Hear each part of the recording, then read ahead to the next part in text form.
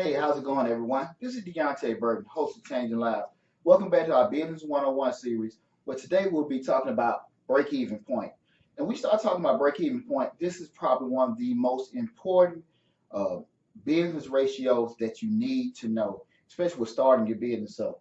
And what break-even point talks about is how many units that a business needs to create to break even, to pretty much cover costs.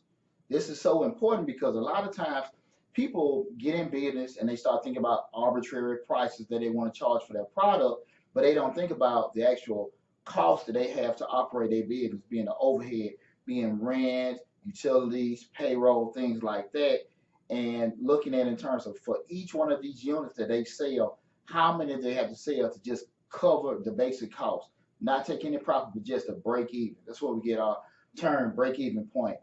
We look at the definition of break-even point. We look at it being break-even equals fixed cost divided by contribution margin. Now listen, I'm not going to be throwing all these crazy terms at you to confuse you. I'm going to explain it to you and also give you an opportunity to get more information from me later on after the video.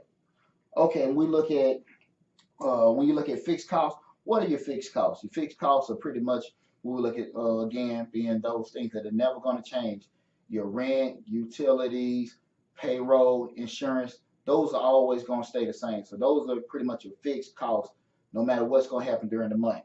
We look at contribution margin. Contribution margin is defined as your price minus your unit cost. So what do we say is a unit cost, Deontay? We know price being what we're going to sell the product for. The unit cost is the cost that it takes to make each unit. So say, well, in this definition, we're going to talk about cakes. In order to make a cake, we're going to say that we're selling cakes for $25, but when we look at the ingredients, the direct ingredients that go into the cake, the batter portion, the icing and stuff, we're going to look at that being having a unit cost per cake of being $10. So when we look at it in terms of our contribution margin definition, $25 minus 10 gives 15. That's our contribution margin. Okay, so we're ready to rock and roll. So we look back at our definition, being for the break-even analysis.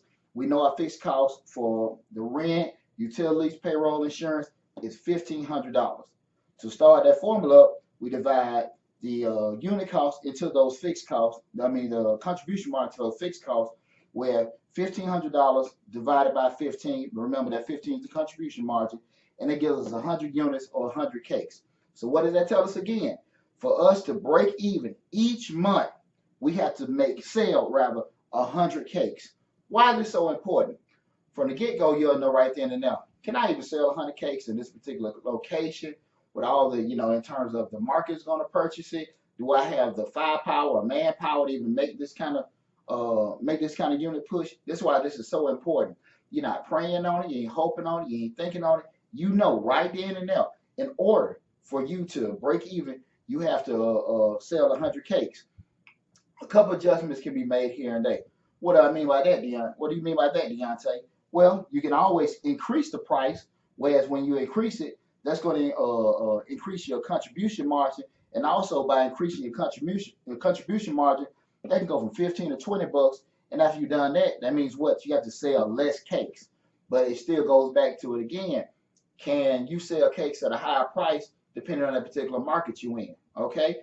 Also, you may go to a different vendor in terms of the icing or batter and maybe decrease the unit cost. Okay, again, that can increase your contribution margin where you have to sell less cakes in order to break even. So there are some adjustments you can make to it, but you need this information up front so you can realistically see what you have to do to just function on a monthly basis with your business.